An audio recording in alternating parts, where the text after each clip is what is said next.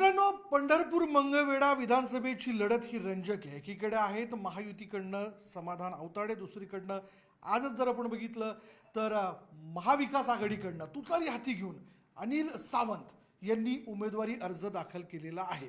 आणि त्यातच महाविकास आघाडीमध्ये भगीरथ भालके यांनी देखील काँग्रेसकडनं उमेदवारी अर्ज दाखल केल्याचं आपण बघतोय. बघूयात या विषयाला घेऊन पुढे काय होतोय. पण एक तरुण उमेदवार म्हणून मतदारांसमोर अनिलजी जात असताना बरोबर हा देखील एक मुद्दा आहे की तुम्ही तानाजी सावंत यांचे पुतणे म्हणून देखील तुमची ओळख आहे. नाही म्हटलं तरी घरातली एक व्यक्ती वेगळ्या पक्षात, तुम्ही दुसऱ्या पक्षात, तर वेगळ्या अर्थाने देखील चर्चा होत असेल तर याला काय उत्तर द्या. हाच प्रश्न माध्यम मला विचारते. आपलं म्हणणं बरोबर आहे, पण एक कुटुंबाप्रमाणे एक कुटुंब मोठं आहे साधारण आमचं, आणि ते माझे चुलते आहेत, आदरणीय आहेत. त्यांनी त्यांच्या कष्टाने आणि त्यांच्या सहकार्याने कामाने त्यांनी ते पद मिळवलेलं आहे. आणि मला एवढंच आपल्या माध्यमातून सगळ्या लोकांना सांगायचं आहे की मी याच्या आधी पण क्लिअर केलेला मुद्दा आहे की साहेबांचा जिल्हा वेगळा आहे, पक्ष वेगळा आहे, माझं काम वेगळं आहे, माझा जिल्हा वेगळा आहे आणि मी पक्ष पण वेगळा निवडलेला आहे. आणि मला इथं काम करण्याची संधी मला त्या पक्षातून चांगली मिळते आणि त्याच्यामुळं तो काही राजकीय मुद्दा होऊ शकत नाही. आणि म्हणजे चुलते आणि पुतणे हे एक समीकरण आपल्या महाराष्ट्रात आहे, त्याप्रमाणे इथं पण आमच्या घरात घडलंय. पण त्याचा फायदा किंवा तोटा दोघांनाही होणार नाही. त्यांचं काम वेगळं आहे, माझं काम वेगळं आहे. बरं आहे, तुम्ही समोरासमोर नाहीये, नाहीतर फार मोठी चर्चा झाली असते. पण असो तरी परिवारातला मनुष्य हा धनुष्यबाण सोडून तुतारी हाती घेतो, या विषयाला घेऊन घरच्या लोकांची काहीतरी रिॲक्शन असेल, त्यावर प्रतिक्रिया असेल. काका काय म्हणाले? नाही, असं सविस्तर त्यांच्याशी काही बोलणं झालं नाही माझं. त्याच्यानंतर त्यांना एकदाच मी सांगितलं की मला थोडंसं वेगळा विषय घ्यायचा आहे आणि मला ह्या पार्टीमध्ये काम करायचं आहे. तर ते म्हटले की बघ, तुझी इच्छा असेल तुझ्या पद्धतीने तू जा. त्याच्यानंतर माझा त्यांचा काही फोन झालेला नाही किंवा ह्या विषयावरती काही चर्चा झाली नाही आतापर्यंत काही त्याच्यावरती चर्चा झालेली नाही. बरं, ठीक आहे. आता या मतदारसंघातनं म्हणजे पंढरपूर मंगळवेढा मतदारसंघातनं जेव्हा तुम्ही निवडणूक लढवताय तर अपेक्षित असं असतं की यापूर्वी तुम्ही काहीतरी ग्राउंड वर्क केलेलं असेल, लोकांसाठी कामं केलेली असतील. काय ती नेमकी कोणती कामं घेऊन तुम्ही जनतेसमोर जाणार आहात आणि सांगणार आहात की बाबा मी हे काम केलंय? भैरवनाथ उद्योग समूहाच्या मार्फत आपण एक मंगळवेढा तालुक्यामध्ये साखर कारखाना चालवतो. गेले 15 वर्ष सातत्याने तो कारखाना चालवतोय मी. आणि त्या कारखान्याच्या माध्यमातून प्रत्येक तळागाळातील शेतकरी, त्या शेतकऱ्यापर्यंत मी पोचलोय.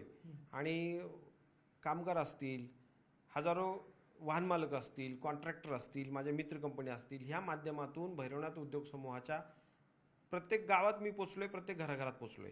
आणि राहिला पंढरपूर शहरामध्ये असल्यामुळे ह्या शहरामधल्या समस्या म्हणा किंवा खूप असे कामं म्हणजे त्या माध्यमातून कामं केलीत. आरोग्याच्या सोयी असतील, खेळाच्या असतील, कुस्त्या असतील, यात्रा असतील, ह्या सगळ्याच्या माध्यमातून मी प्रत्यक्ष काम केलंय. पण एक कुठलीही निवडणूक लढवली नसल्यामुळे अनिल सावंत हा असा एक काय म्हणतात त्याला, असं एक ब्रँड किंवा त्याच्यावरती एक असं मताचं एक गट्टा किंवा एक त्याला असं मतदान झालंय अशी कुठली गोष्ट आजपर्यंत केलेली नाही. तरी पण मला आज राष्ट्रवादी काँग्रेस पक्षाने, माननीय पवार साहेबांनी एवढी मोठी जबाबदारी आज दिली आणि ह्या केलेल्या कामाचंच फळ मला आज ह्या गोष्टीतून मिळते. आणि मी आपल्या पंढरपूर आणि मंगळवेढा मतदारसंघातील तरुणांसाठी एक रोजगार मेळावा पण घेतला होता.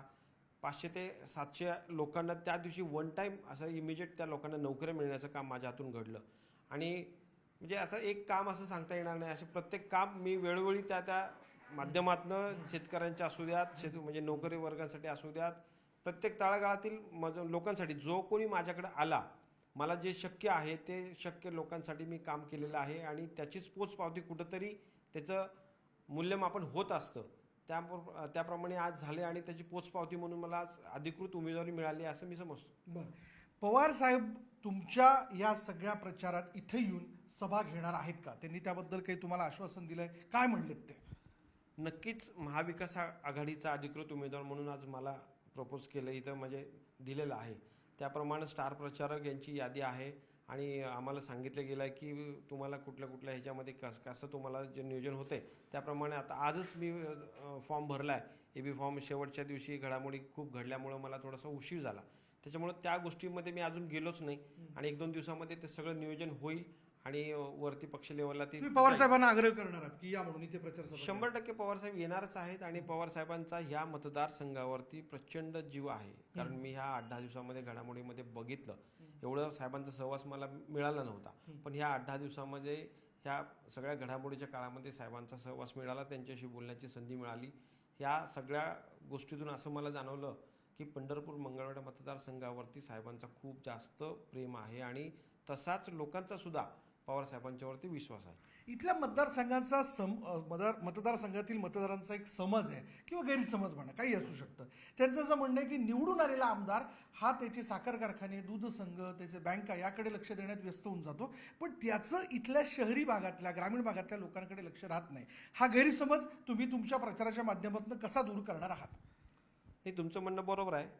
उद्योग तर उभेच केले पाहिजेत. त्या म्हणजे उद्योग जर उभे नाही केले तर लोकांना आपण काम देऊ शकणार नाही. आता मी एक साखर कारखाना चालवतो, दुधाचा पण माझा थोडासा एक व्यवसाय आहे छोटासा, त्या माध्यमातून काही लोकांना काम देण्याचा प्रयत्न झाला आहे. पण ह्या व्यवसायातून आपण लोकांना विसरून चालणार नाही, हे तितकंच खरं आहे.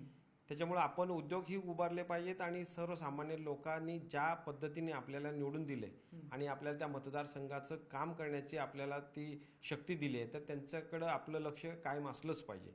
ह्याचा अर्थ उद्योगधंदे उभे केले नाही पाहिजे असं होऊ शकत नाही. दोन्ही गोष्टी पाळल्या पाहिजेत. आणि माझ्या या म्हणजे विधानसभेमध्ये मला साहेब म्हणजे लोक निवडून देतील हा माझा ठाम विश्वास आहे.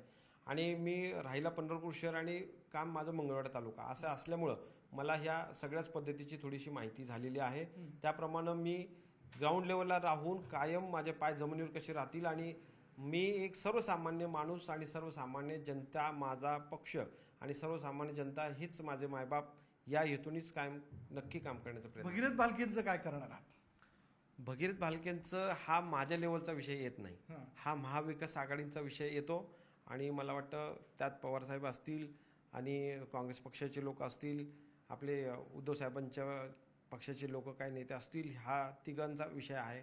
माझ्या लेवलला एक मी खूप छोटा कार्यकर्ता आहे, त्याच्यामुळं ह्या विषयावरती त्यांनाच तुम्ही विचारला तर तुम्हाला योग्य उत्तर मिळेल. दोन परिवार आहेत, एक विठ्ठलाचा परिवार आहे जो इथला भक्त आणि स्थानिक आहे, आणि दुसरा पांडुरंग परिवार आहे. दोघांचाही तुम्हाला आशीर्वाद आहे का? ही पंढरपूर मंगळवेढा संतांचीच भूमी आहे. संतांचा आणि देवाचा आशीर्वाद आहे, त्याप्रमाणे मला पांडुरंगाचा पण आशीर्वाद आहे. म्हणूनच माझी आज उमेदवारी इथं लाभलेली आहे आणि नक्कीच पांडुरंग मला आशीर्वाद देणार आहेत. आणि संतभूमी, संत दामाजी पंत आणि पंढरपूर शहर आणि विठ्ठल पंत सगळेजण मला नक्कीच आशीर्वाद देतील. अशी चर्चा जाता जाता सांगून द्या, तुमच्या पाठीमागे काय अदृश्य हात आहेत? खरंच मालकांचे अदृश्य हात?